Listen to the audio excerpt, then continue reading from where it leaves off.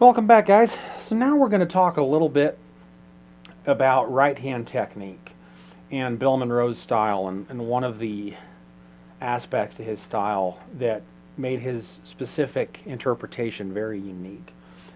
And it really revolves around the scientific principle that objects in motion tend to stay in motion. Bill figured this out when he was playing his mandolin, specifically with his right hand. The key to playing the mandolin isn't in your left hand, though the left hand is where a lot of people like to focus because it's where all the notes come out of. The key to playing the mandolin, specifically in a traditional style, is in your right hand. It's in your technique. It's in how you hold the pick. It's in the pick you use. And I'm going to break down a little bit of Bill's style. I don't want to give you guys too much to understand right now, but I'm going to break down one of the fundamentals of Bill's style, and I'm going to show you how to start developing that technique. Now, one thing that Bill Monroe did is he did not brace his hand on the bridge. There really are three different schools of thought on how to approach mandolin right hand technique. There's a modern school of thought, which is more where Adam Steffi, Alan Bybee, Chris Thiele, they like to brace their hand on the bottom of the bridge. And there's nothing wrong with that. It all comes down to what you want to do. The benefit to bracing your hand on the bridge is you can play very quick and very clean. The deficit to bracing your hand on the bridge is that you're limiting how much the instrument can vibrate. There is a middle ground between bracing your bridge and the technique that Bill Monroe started, which was not bracing his hand on the bridge. Maybe later on in his life, Bill would brace his hand on the bridge when he wanted to get really precise about some stuff. But for the most part, Bill Monroe did not brace his hand on the bridge. His hand was pretty much always either really close to the bridge and not resting, or it was over the bridge. And that created phenomenal style and tone and rhythm and gave him a sound that will always be Bill Monroe. The middle ground between not bracing your hand on the bridge and bracing your hand on the bridge is what I like to refer to as reference point. And what you can do, and this works really well with mandolins that have a pickguard.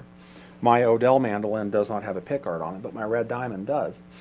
This mandolin, because it doesn't have a pickguard, I have to be a little more conscientious of not bracing my hand on the bridge. But if I still want to let the tips or tip, I can either use my third finger or my pinky finger and let them brush very, very lightly and provide a reference point on the face of the instrument. Then that can kind of be a middle ground here. So what I'm going to show you guys is a broken down version of how to start a fluid right hand technique. And what we're going to do is we're just going to do an open strings exercise.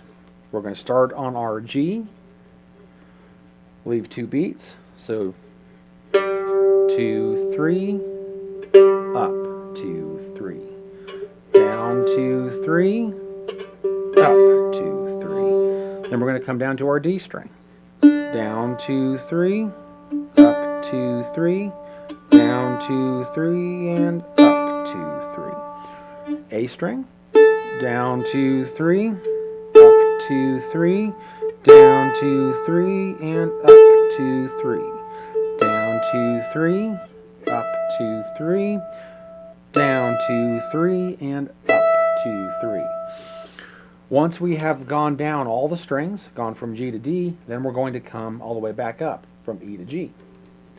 Down, 2, 3, up, 2, 3, up, 2, 3, and down, 2, 3. Up, 2, 3, down, 2, 3, up, 2, 3, and down, 2, 3. So that exercise is going to help you to develop a consistent picking pattern. Don't try to go too fast because you want as even a volume as you can. You want your upstroke to be at least as loud as your downstroke, preferably a little bit louder if you can. When I was learning, one of the things that I needed to really work on was having an even tone. It's much easier, because gravity is in your favor, it's much easier to have a louder downstroke than to have a louder upstroke. But you can do it. So as you develop your downstroke and your upstroke, very, very gently on open strings, don't try any fretted notes yet. What you can do is you can just take your left hand, put it on your knee, or put it on the neck of your instrument where the neck of the mandolin meets the body, and just work on that technique. Open strings, down 2 3, up 2 3, up 2 3, down 2 3, and work on having a consistent volume. Once you get to the point where you feel like you can raise your speed, then you're just going to do the same technique. You're just going to move it. You're just going to make it faster.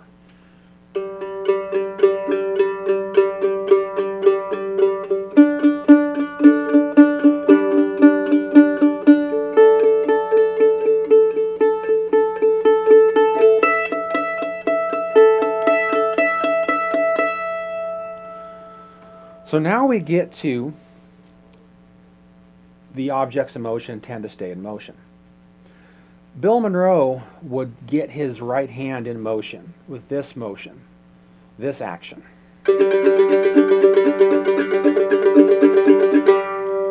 And his hand wouldn't stop moving unless he changed his timing or he ended the tune. Once you can keep your hand in motion, then you can begin to have a very fluid wrist technique. Here is a really good example of that in the old tune, I'll Fly Away. The key of D here.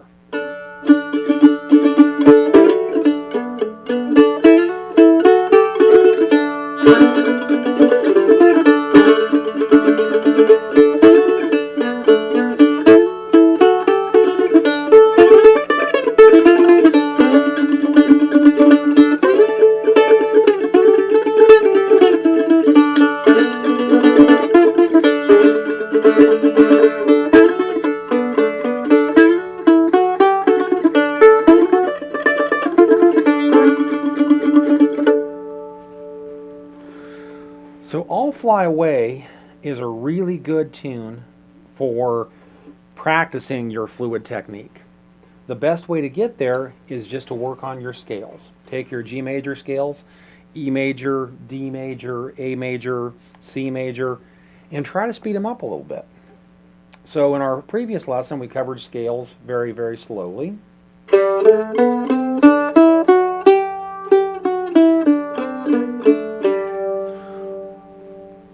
You could try to speed them up a little bit and get your right hand moving. Start your scale.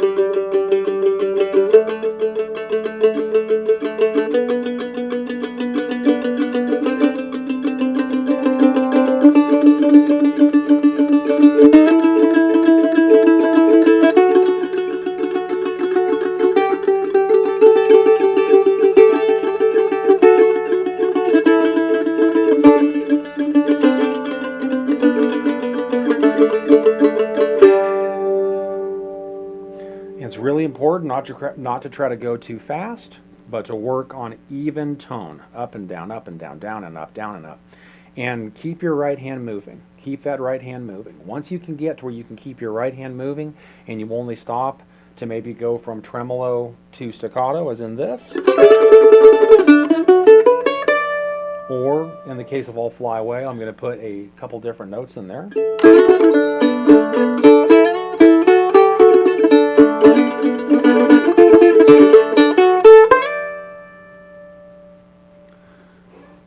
Once you develop an ability to keep your right hand loose and free and keep it in motion, then you are on your way to being able to have the Bill Monroe style of mandolin playing and the loose wrist style of mandolin playing that is so important to good tone.